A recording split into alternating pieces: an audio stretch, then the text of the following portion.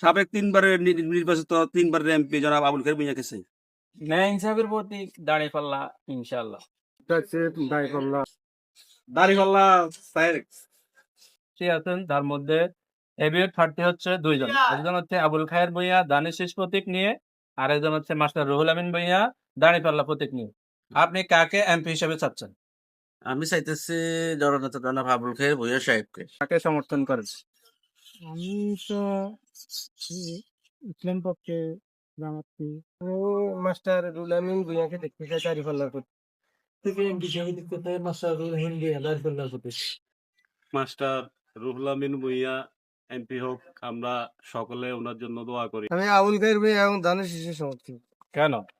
অবশ্যই বিএনপির আদর্শ উদ্দেশ্য আমার কাছে খুব ভালো লাগে, জিয়া রহমানের আদর্শ, খালেদা জিয়ার আদর্শ, এগুলো ভালো লাগে, এই কারণে আমি বিএনপিকে ভালোবাসি।